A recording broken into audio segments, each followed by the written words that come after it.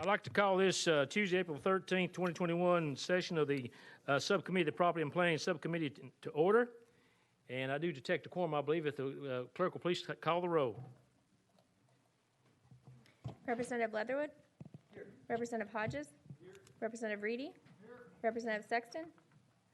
Representative Wright. Here. Chairman Moody. Here. Chairman Carter. Chairman Crawford. Here. Chairman Carr. Here. Chairman Carr, you have a quorum.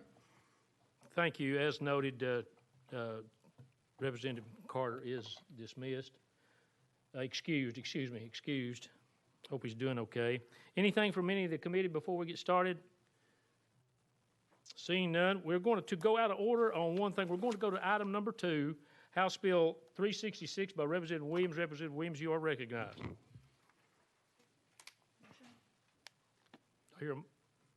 Thank you. Do you hear a motion?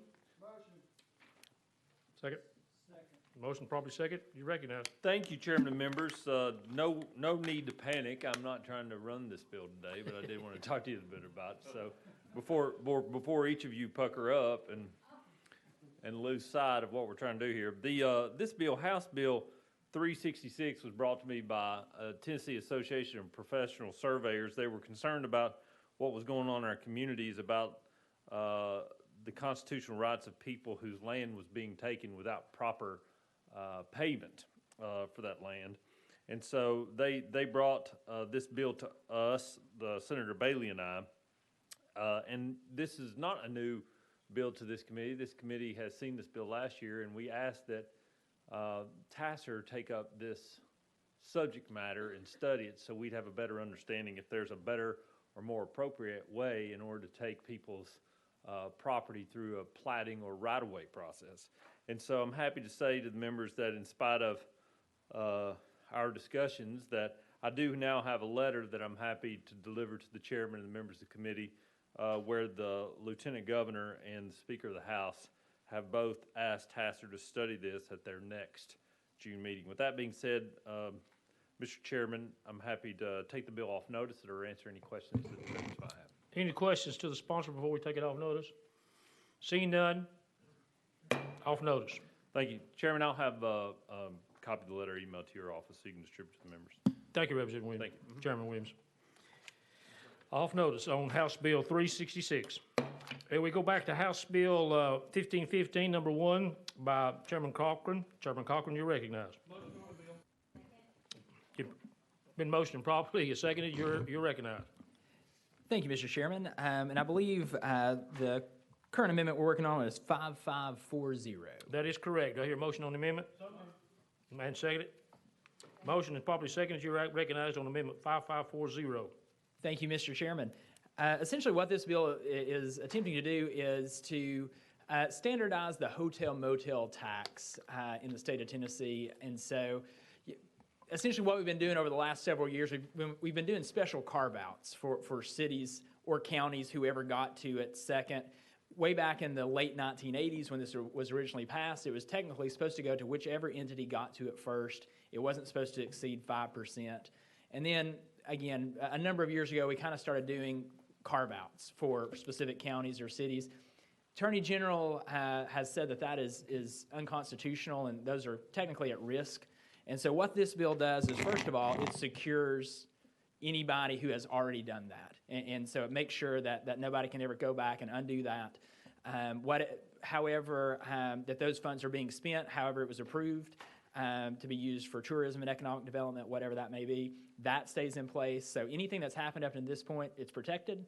But just from here on out, it standardizes it, and it puts it at the local level. So now, from now on, we don't have to vote on this every time a city or a town wants to institute a hotel-motel tax. This bill does set a cap to make sure they don't go above a certain level. But essentially, it puts it at the local level where the tax is implemented anyway. With that, I'll yield to any questions. Any questions to the sponsor on the amendment? Question been called for on the amendment. All those in favor of Amendment 5540 going on to the bill say aye. Aye. All those opposed, no. Back on the bill as amended. That does make the bill. I will notify each one. There is another amendment that was filed on this. It was an untimely filed amendment Therefore, we'll take this amendment up now, and it was only for clarification and a little explanation. So therefore, if you want to put that one on, if this passes, you can put it on in full then, okay? That's perfect. Okay. Thank you.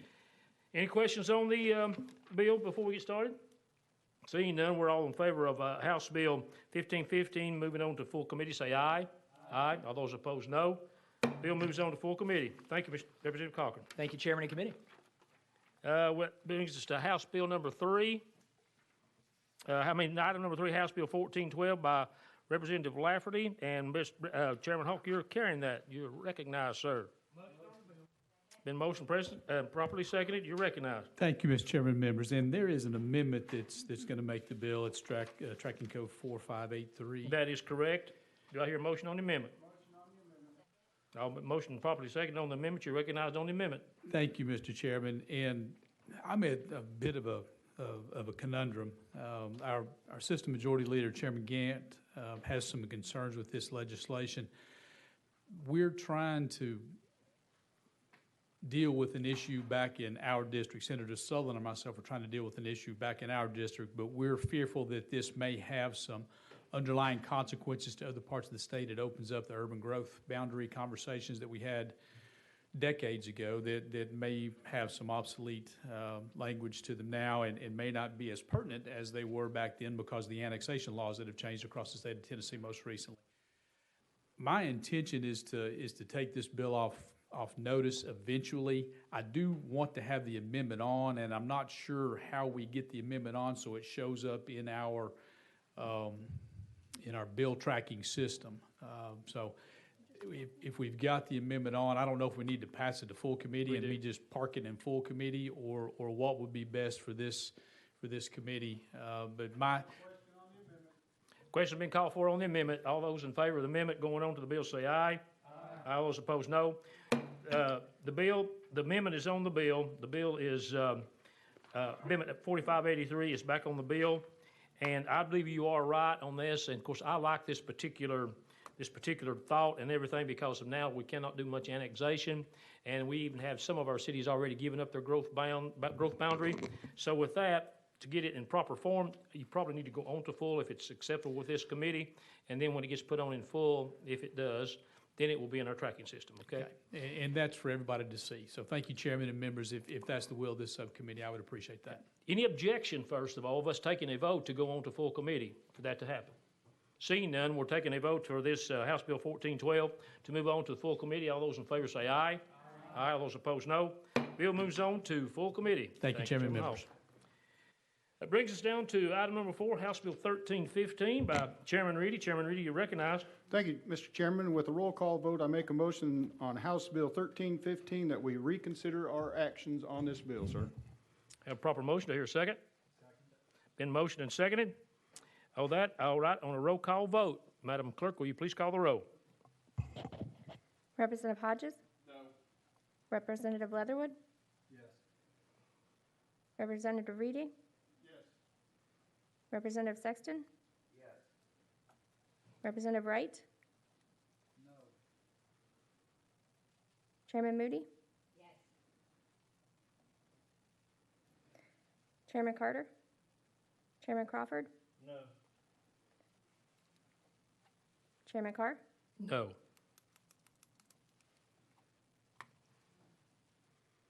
I have 4 ayes and 4 nays. Thank you, Madam Clerk. According to the Parliamentary Rules of Procedure, to reconsider a bill, it must have at least 6 votes from this committee. Therefore, the reconsideration has failed. Bill goes back to the desk. We're moving on now to our special calendar. Our special calendar, HB 1326 by Representative Hardaway. Representative Hardaway, you are recognized. Do I hear a motion or second? Thank you, Mr. Chairman. Do I hear a second? Do I hear a second? Bill fails for lack of second. Did you second it? I'm sorry, my bad. Okay, we'll reconsider it. You are recognized, Representative Hardaway. Thank you, Mr. Chairman. And I think I want to quickly put on the amendment. 5706. Okay, we have an amendment here, 5706. Do I hear a motion on the amendment? Motion properly seconded. You recognize on the amendment, Representative Hardaway. Thank you, sir. And the amendment makes the bill, colleagues. The amendment merely states that there will be language in the sales agreement that informs the parties to the agreement that they can record, if they wish, the contract. That's all that it does. Just a with moment, that- Representative Hardaway. I'm gonna look at that amendment. You got the amendment? It's okay, I got it right here. Has everyone seen the amendment? You got it? Okay. It's 706, Mr. Chairman, I actually passed it out in committee and to some of the offices.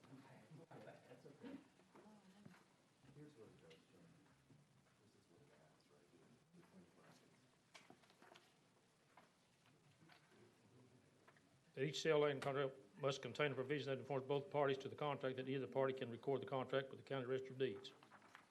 Okay. Real straightforward. Okay. Okay, does anybody have any questions to the sponsor on the amendment? Seeing none, are we ready to put the amendment on the bill? All those in favor of Amendment 5706 going on the bill say aye. Aye. All those opposed, no. Back on the bill as amended. You're recognized again, Representative Hardaway. Thank you, Mr. Chairman. And this is the least aggressive action that I want to take this year to protect the interests of those individuals who are not as sophisticated as some of the other real estate purchasers or investors.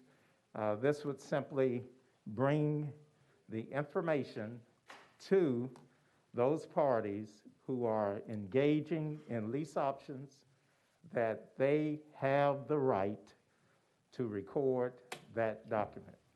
All it does.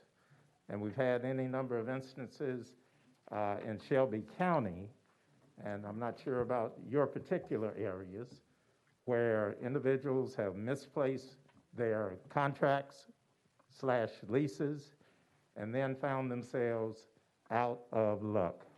We've had instances also where individuals were in properties that went to tax sales, and because their interest was not recorded, they were not informed, and the property was sold out from under them with no notice. With that, Mr. Chairman, I'll take questions. Any questions to the sponsor? Representative Leatherwood, you're recognized. Thank you. Let me say I appreciate the sponsor discussing this with me after the last meeting. And one of the concerns I had was the word must in the original bill, and it's still here. Each land sale contract must have this, and I understand what you're trying to get to, but I still have the concern that we end up clouding a title potentially if either party just innocently is not aware of this and they don't do it, and the law says must, then you've clouded the title, and I don't know if we want to hear from legal again, or maybe people remember where in the code, for everything from your mortgage to the actual deed of trust, the code says may, not must. And there's a reason for that. So just wanted to share that concern that I still have with that one little word. And I know in past legislative experience, we've said shall and may are probably the two most debated words in the legislature.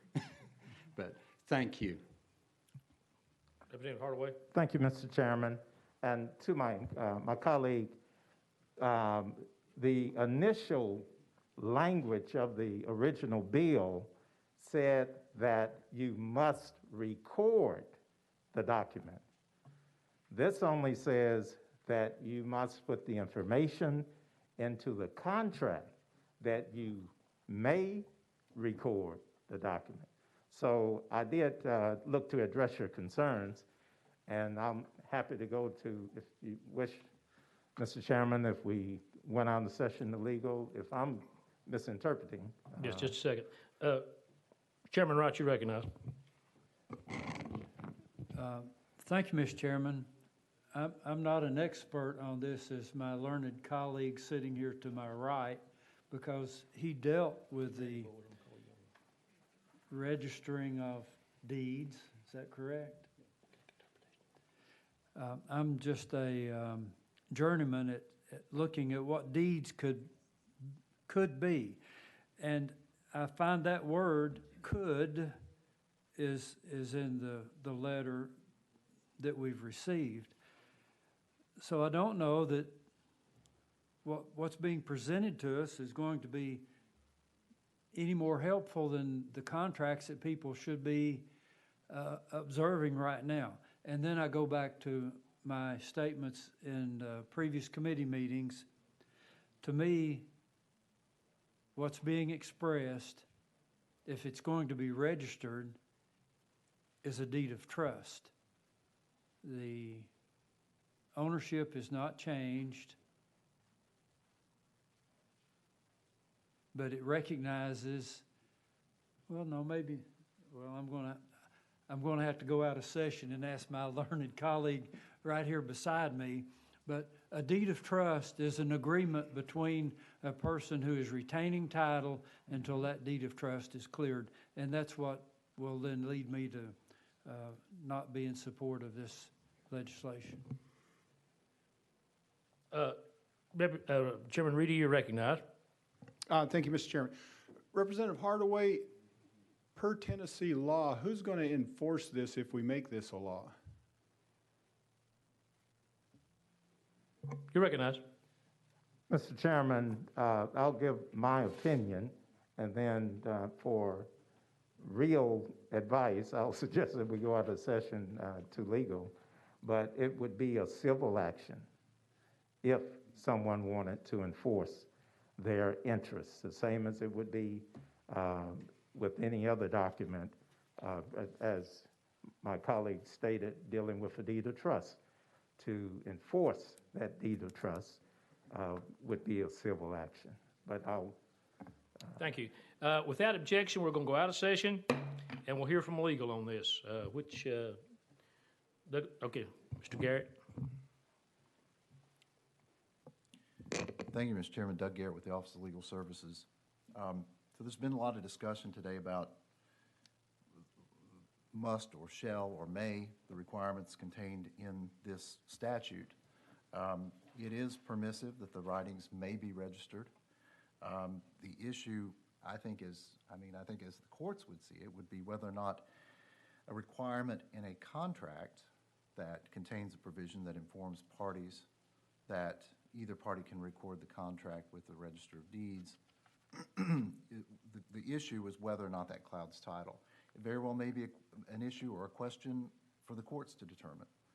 I think there's merit to both sides, both arguments, to say on one side that this is just a contract and you're only requiring it in the contract. But I also see that there may be merit to the clouding of title issue that Representative Leatherwood has raised. So, absent some sort of judicial determination, I think that's kind of where we are. And I would defer to those more learned in the subject matter, maybe some Register of Deeds that to come forward and maybe to explain in more detail about what they deal with daily on with this sort of situation. So, Thank you, legal. We'll go back in session.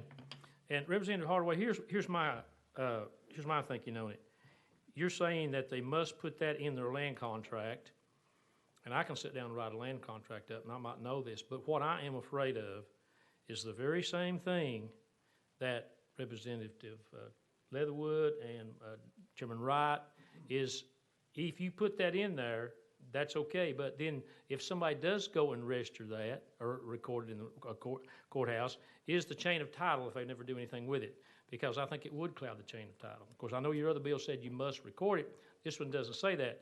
But I don't know, and I can stand corrected, I don't know many land contracts that are actually gone and recorded in the recorders, you know, to be recorded. They're kept in a safe place, of course, but most land contracts, and I've had 2 or 3 land contracts with people, and I just keep them in a safe place. And then when the land contract is paid up or gone, then it's absolved, the land contract is, and then a warranty deed is made to the land if that's what they did for the buy it then. And that's my only problem with it. Any other questions to the sponsor? Representative Hardaway, you're recognized. Thank you, Mr. Chairman, and I sense some unreadiness on the part of the committee. However, I would like to reemphasize that the goal is to protect those who don't have the sophistication of Chairman Carr or of a Chairman Leatherwood, those who see an opportunity to own property, that great American dream, and they somehow are convinced that rent to own, we hear it every day from everything from TVs to cars to radios, if anybody listens to a radio anymore. And this is an attempt to protect their interests. I've given you an indication of what some of the dangers are if they don't record it. And I'll be happy to continue to work on this with the members to reach a letter of, a level of comfort going into 2022. Unless the committee wanted to move it to full committee and we work on it then. Are you requesting that be sent to the first calendar in 2022? Mr. Chairman, that sounds like an excellent I suggestion. can't do that, though. So I We're will on special request. calendar, I can't do that. I've got to either vote it up or down today is what is the main thing about that on special calendar. Mr. Chairman, if I may, do I have the option of taking it off notice? You, no. I can send it to the clerk's desk. Well, Mr. Chairman, I think it would be comfortable on the clerk's desk. Okay, without objection, House Bill 1326 to the clerk's desk. And thank you, Mr. Chairman, for working with me. Thank you, members, for your questions. Looking forward to working with you. Thank you. Is there anything else to come before the committee? If not, this concludes all of our business. Therefore, we are adjourned, subject to the call of the chair. Thank you. It's all right.